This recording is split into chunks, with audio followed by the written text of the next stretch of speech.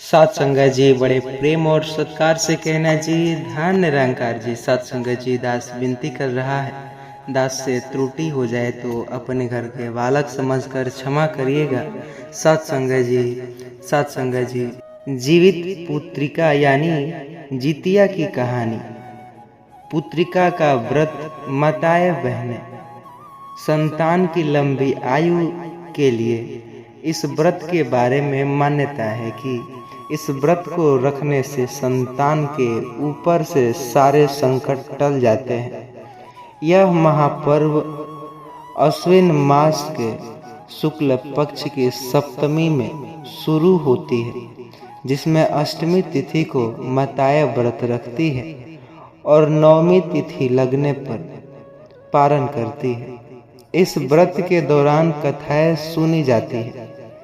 वह ईश्वर कई प्रकार के, नाना प्रकार के जो होते हैं, ऐसे में सुनने से जीवित पुत्रिका व्रत की सुखिया और दुखियों की कहानी।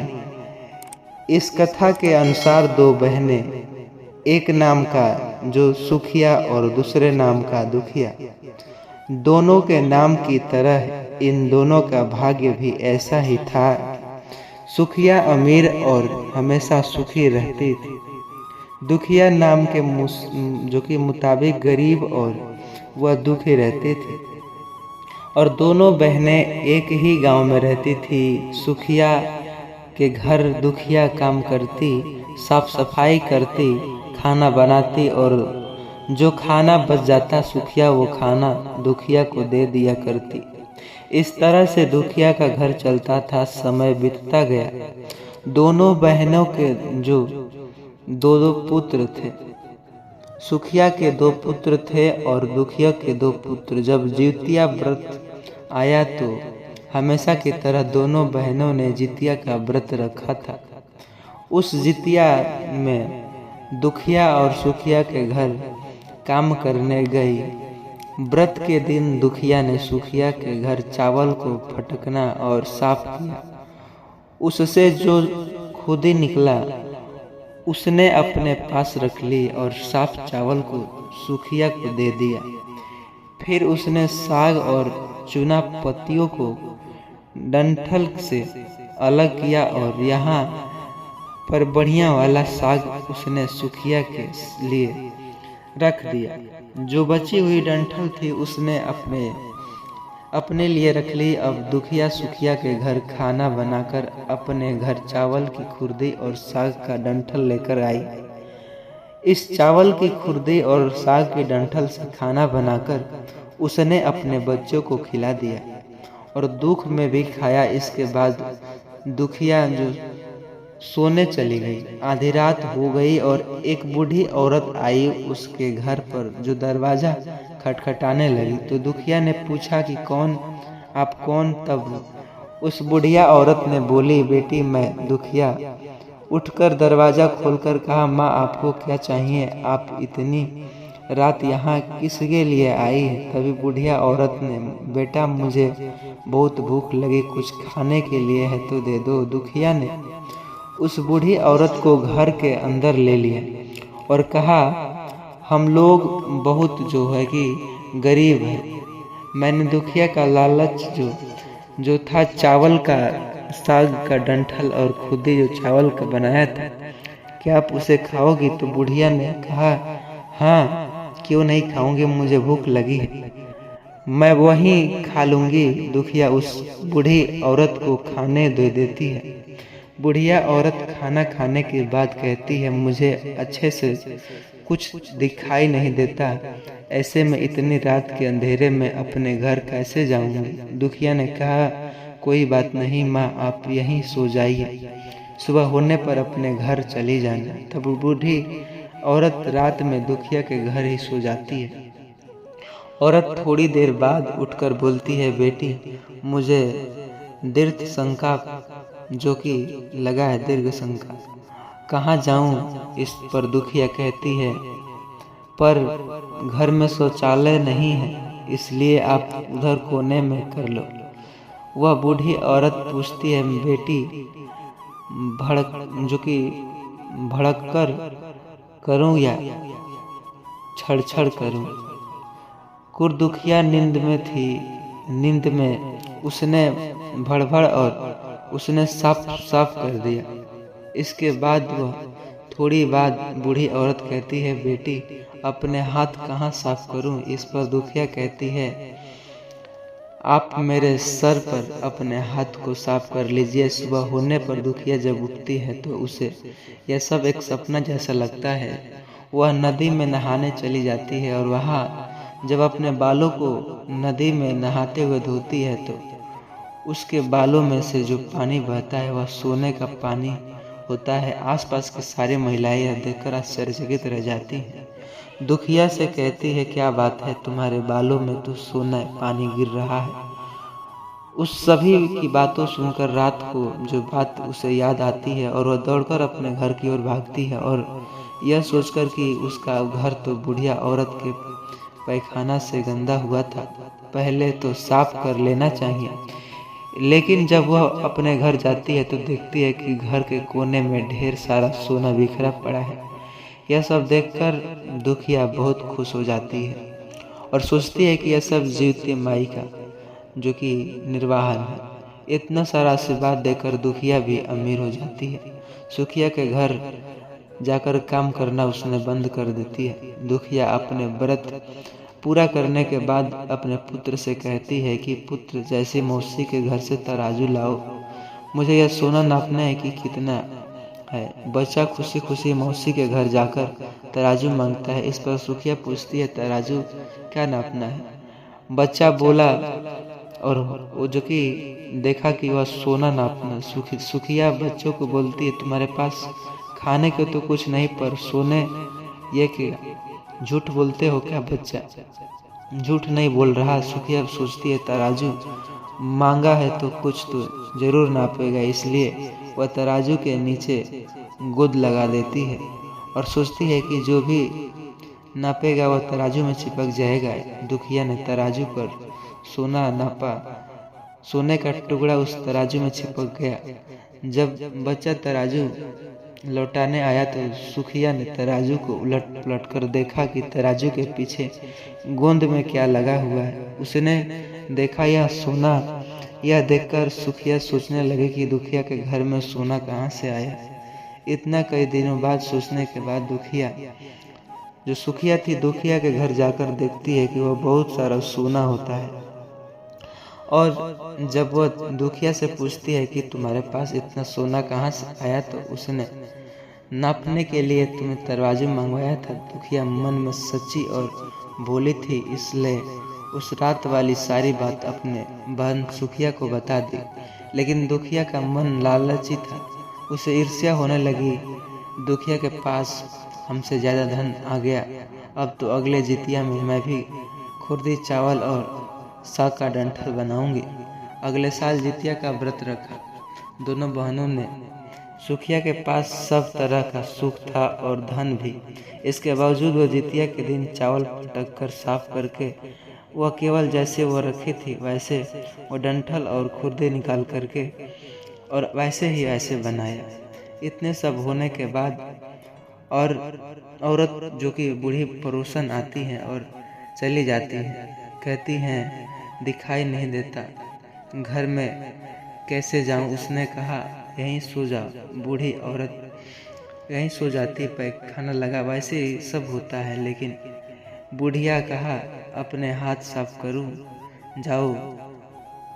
उसने दुत्कार कर उन्हें भगा दिया। ऐसे में क्या होगा, लालच बुरी बला हो गया। सत्संग जी, इसलिए कहते हैं लालच बुरी बला है और जितिया इस प्रकार मनाते हैं लोग। सत्संग जी, इसलिए अपने अपने पुत्र की जितिया व्रत करते हैं। प्रेम और सत्कार से कहना जी, धन निरंकार। चैनल पर नए होंगे सब्सक्राइब करिएगा। इस वीडियो को मित्रों के साथ व्हाट्सएप के जरिए शेयर जरूर करिएगा। सत्संग जी, अक्सर जो आप जानते होंगे 6 सितंबर 2025 यानी शनिवार को पड़ रही अनंत चतुर्थी आप लगभग हर कोई समझ लिया होगा, जान गया होगा। और यह तिथि वह है जो भाद्रपद मास में पड़ने वाली सबसे बड़ी तिथि अनंत चतुर्थी व्रत है और इसका बहुत ही बड़ा और विशेष महत्व होता है। अगर कभी भी मौका लग जाए तो आप लोगों को पीपल के पत्ते पर राम लिखकर बहुत छोटा सा उपाय कर देना। इन दोनों का संयोग बहुत ही कम आता है, क्योंकि इसी के साथ अपने गरुड़ पुराण के अनुसार कथा में बताया गया है कि इस दिन आपको एक पीपल के पत्ते पर राम वाला उपाय आपके लिए आवश्यक है, क्योंकि ऐसा दिन पूरे साल में सिर्फ एक बार आता है। और आप सभी लोग जानते हैं कि शनिवार का अगर सबसे बड़ा कोई उपाय है तो वह है पीपल के पत्ते पर राम वाला उपाय। तो शनिवार अनंत चतुर्थी जो चतुर्दशी के दिन इस पीपल के पत्ते पर राम लिखकर बहुत छोटा सा उपाय करना। बहुत सारे लोग होंगे जिन लोगों ने इस उपाय को ना किया होगा और ऐसा सुनने पे उसे अजीब लग रहा होगा, मतलब पूरा साल निकल गया, उन्होंने किसी भी दिन इस पीपल के पत्ते पर राम वाला उपाय को ना किया हो। पर आपके पास एक पहला मौका बचा हुआ है कि जो 6 सितंबर 2025 यानी शनिवार अनंत चतुर्दशी के दिन है। इस दिन आप लोग को इस वाले उपाय को जरूर कर लेना है। भले ही आपने पूरे महीने इस उपाय को ना किया हो, पर अगर आपके इस भाद्रपद महीने के शनिवार अनंत चतुर्थी के दिन अगर इस वाले उपाय को कर लिया तो आपको इस उपाय को करने का वह फल मिलेगा जिसने आप कभी कल्पना भी नहीं की होगी। इसलिए आप सभी लोग इस वाले उपाय को एक बार जरूर कर लेना, ताकि आप लोगों के हाथ में यह मौका ना जाए सके, आपको इस उपाय को करने का फल मिल सके। यह उपाय अपनी अभी भी श्री महापुराणों के अनुसार बताया गया है कि इस उपाय को आज हम आपको बहुत अच्छे से समझाने वाले हैं। इस वीडियो में अंत तक शांत तक जो पूरा देखिएगा। आज हम आपको इस उपाय को समझने के लिए आपकी वीडियो लेकर आया हूँ, ज़रूरत पड़ेगी। तो चलिए उपाय को शुरू करते हैं। देखिए, भाद्रपद पक्ष महीने के शनिवार अनंत चतुर्थी के दिन यह इतना खास होता है, इतना महत्वपूर्ण होता है और इतना समझ लो कि देखा गया है कि कभी कभी बड़े बड़े पूजा भी जो अनुष्ठान होते हैं वो मनोकामनाएं पूर्ण नहीं हो पाते। और भाद्रपद पक्ष महीने में शनिवार अनंत चतुर्दशी के दिन एक छोटे से उपाय करने से आपकी मनोकामनाएं पूर्ण होती है। और बहुत सारे लोग ने इस उपाय को किया भी है और उनको इस उपाय को करने का फल बहुत ज़रूर मिलता है। अगर आप लोग भी इस उपाय को करना चाहते हो तो आप इस उपाय को पहले अच्छे से समझ लेना, सुन लेना, उसके बाद करना। आपको इस उपाय का फल ज़रूर मिलेगा। इस उपाय को कर लेने से आपके घर में चाहे किसी भी प्रकार की दुख और समस्या क्यों ना हो, चली जाएगी। आपको उसका कारण भी नहीं पता है कि यह समस्या किस कारण से चली रही। उसका कुछ भी कारण हो सकता है, जैसे पितृदोष की हो सकता है या किसी तरह का मंगल दोष भी हो सकता है। तो इस दिन आप लोगों को यह सवाल उपाय कर लेना। एक उपाय आपके जीवन की हर दिशा को मोड़ देगी। तो आइए उस विशेष दिन का जो इंतजार था वो खत्म हुआ, पर हमने उस दिन इस उपाय को किया है, तब उनसे बड़ा फल मिलता है और फल बहुत जल्दी मिलता है, क्योंकि आप इस उपाय को बहुत ही बड़े और विशेष दिन पर कर रहे हैं। तो चलिए अब उपाय के बारे में बात करते हैं, लेकिन उससे पहले आप इस चैनल पर नए होंगे सब्सक्राइब करिएगा, वीडियो को लाइक और प्यारा सा कमेंट और ज़रूर से करिएगा। आखिरकार यह उपाय किसी उपाय से कम नहीं।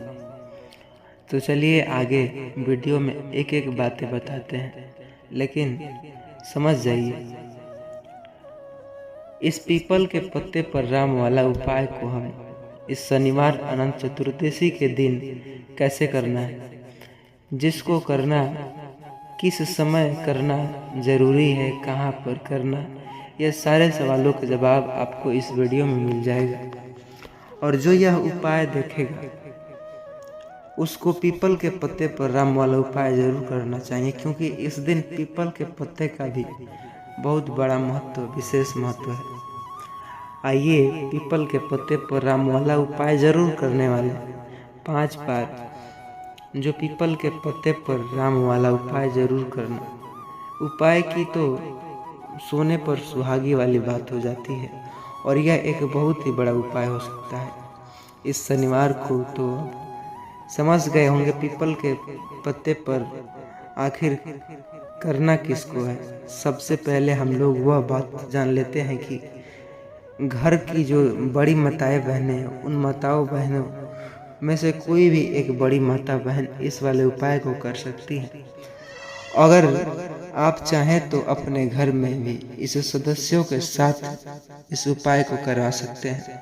अगर किसी व्यक्ति की खुद की कोई मनोकामना है, खुद की कोई दुख और परेशानी है कि उस अपने लिए ही करना चाहते हैं इस वाले उपाय को, तो वो खुद अपने भी लिए भी कर सकता है। बाकी अगर कोई घर में ऐसा जो कि अपने पूरे घर परिवार के सुख और शांति के लिए यह उपाय करना जरूर चाहता है, तो भाइयों वह भी कर्मा जो, उसमें भी कोई दिक्कत वाली बात नहीं। कहने का मतलब यह है कि इस उपाय को हर एक सदस्य भी कर सकता है, और पूरे घर परिवार के सदस्यों के लिए घर की बड़ी माताओं बहनों में कोई एक माता बहन भी कर सकती है। माताएं बहनें अगर घर में उपस्थिति ना हो तो या वह वाला उपाय करना जो कर पा रही, फिर वह घर का कोई भी बड़ा सदस्य भी इस पीपल के पत्ते पर राम वाला उपाय जरूर करना, चाहे फिर स्त्री हो या पुरुष। अक्सर सभी ने यह प्रश्न का उत्तर तो समझ रहे होंगे कि हमें हमारी मनोकामनाएं पूर्ण होंगी, लेकिन सत्संग जी आपको यह जरूरी बातें बता दें, अभी तक आपने ऐसा विश्वास भी कर लिया होगा कि अगर राम नाम पत्ते पर लिख दिया जाए तो हमारी मनोकामनाएं पूर्ण हो जाती है। लेकिन सत्संग जी आपको बता दें, हमारे इस चैनल पर सच्चाई और ज्ञान का ही वीडियो मिलता है, जो सच होगा वो दिखाएगा जरूर। सत्संग जी इस प्रकार की वीडियो यूट्यूब पर डली हुई थी, लाखों व्यूज, सबने कमेंट जो किया था सब सही है कि हो रहा, लेकिन ऐसा कुछ भी नहीं है। इससे सीख यह मिलती है कि इस प्रकार की वीडियो से आप दूर रहे। सत्संग जी प्लीज़ चैनल पर नए होंगे सब्सक्राइब करिएगा, सच्ची राह तक ले चलूँगा।